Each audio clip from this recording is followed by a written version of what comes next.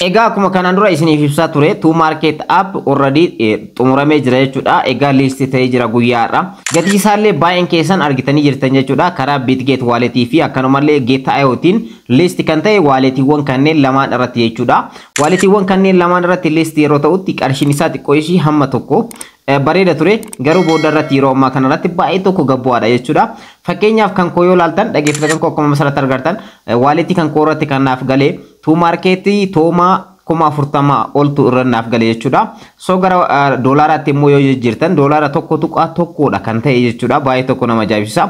Hamster Combatis yeroo list ta'u yeroo jalqabaatiif haaluma kana list ta'e jechuudha. Hamster Combat baay'ee walitti qaqqabanii tookinii baay'ee nuuf kenne. Tookiniin baay'een garuu doolaara takka yookaan lamaadha kan ta'e.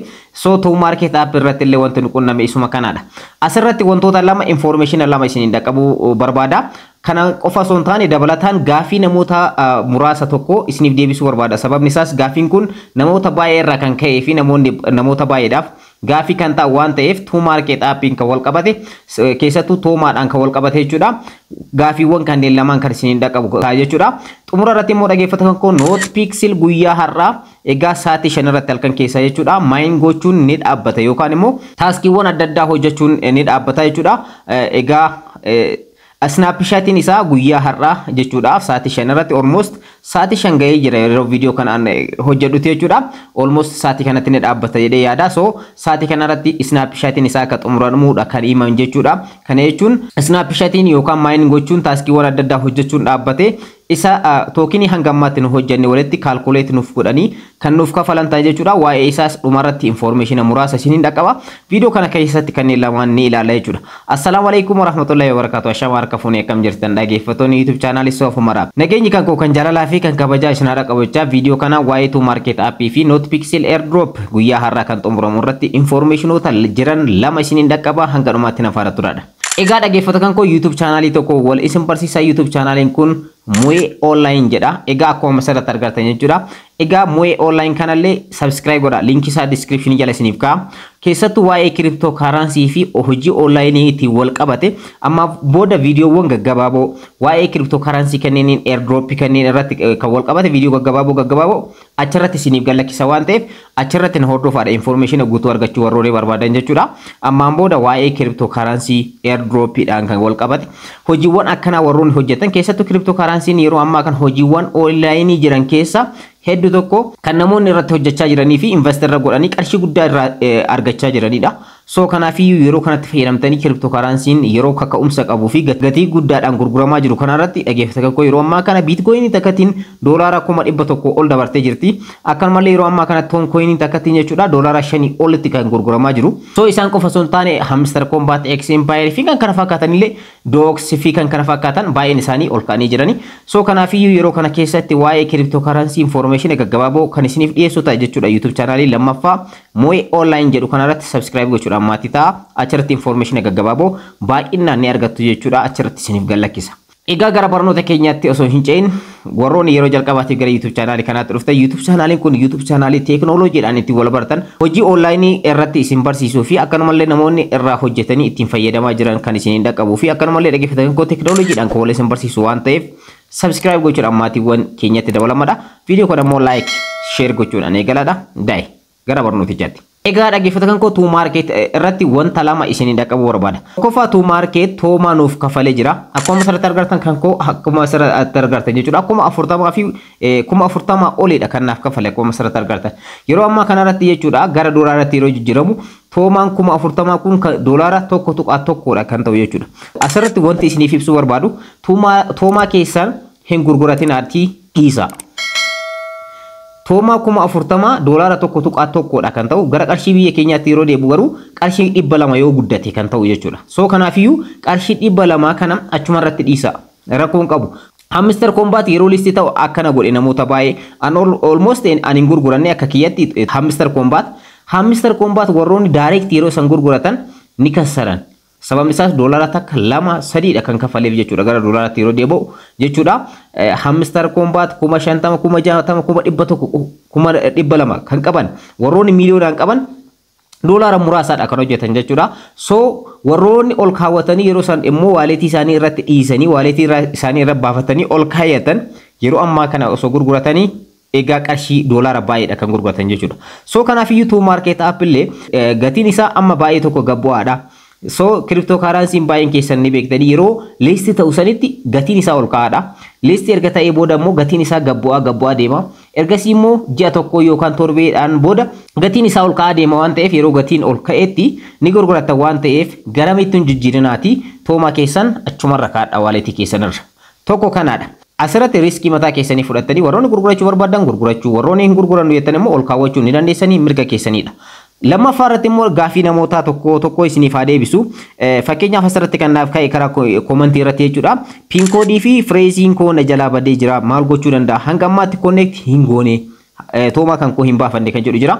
Warroonni waaleetiiwwan akka telegiraam waaleet laayitii Telegram walletii, Tonkeeper walletii karaa bootii Telegramaatiin banamu jechuudha. Akkasumallee Bitget wallet laayitii karaa bootii Telegramaatiin banamu warroota KYC hin gaafanne warroonni baratan dhaggeeffatan koo of eeggannoo godha.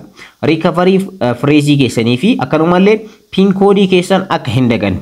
Screenshot godhaati kaadha yookaan immoo yaadannoo keessanii kaayadha. Obboleessi kan koo kanallee kan qunname kanaadha. Deebistanii argachuudhaaf dirqama wanti isin gaafatu recovery phrase keessan isin gaafata jechuudha. So salphamatti deebistanii argachuudhaaf jechuudha kan isin gaafatu kan isin gaafata. Asirratti obboleessa kan koo recommend gochuu waan danda'u yoo dandeette recovery phrase isaa yaadadhuuti deebistee argachuu dandeessa.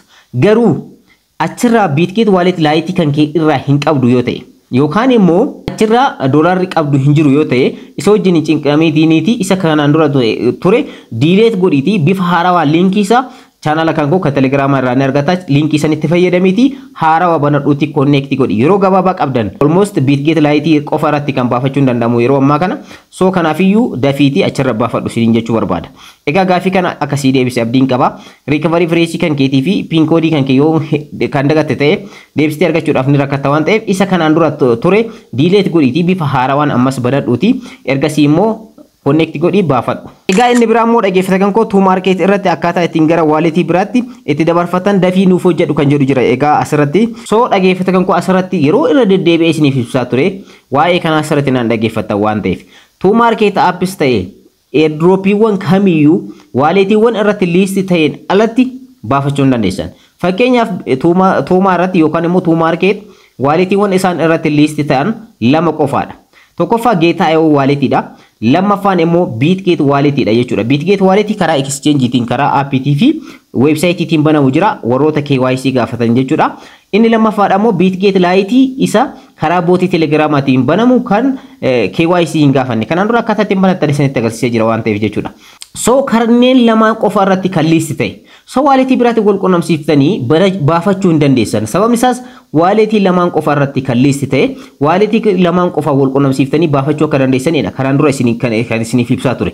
Getaayoo irratti fi Bitget waaletii isa karaa appiitii fi karaa websaayitiin banamu irratti yeroo ammaa kana baafachuun kileem gochitanii baafachuun hin danda'amu. Har'a baafachuun kan danda'amu karaa bootii Telegramaatiin kan marachuu dandeessan Bitget wallet laayitii qofa irratti kan baafachuu dandeessan. Innis sa'aatii muraasa booda dhaabbatuu ni danda'a. Wanta hanga ammaatti beeksisanii jiranii sa'aatiin isaanii yoo xumurame ni dhaabanii ergasii baafachuu hin dandeessan jechuudha. So kana dura maal gootanii amma carraan isin qabda warri hanga ammaatti hin baafatin Bitget wallet laayitii akkaataa ittiin banachuu dandeessan kanaan dura viidiyoon isiniif hojjedhe jira. Telegrama keessan irratti Bitget wallet laayitii dafaatii banadhaadha. Ergasii immoo salphamatti isa aktiif godhaati doolaara muraasa irratti yeroo galchitan doolaara san irratti yeroo galchitan aktiif isinii ta'a. Ergasii immoo connect godhaa dafaati ammoo tana kileem godhaati baafadha. Akkaataa ittiin baafachuu dandeessan viidiyoon kanaan dura isiniif hojjedhe jira waan ta'eef isatti fayyadamaa isiniin jechuu barbaada. Tuu maarkeet aappiidhaan kan wal qabate kanaadha. Lammaffaa irratti immoo information ani isiniin dhaqqabu not pixel airdrop guyyaa har'aa xumuramee jira almost jechuudha. Sa'aatiin amma viidiyoo kana hojjedhu irratti ni xumurama jedhameetiin kan ibsaa turan jechuudha.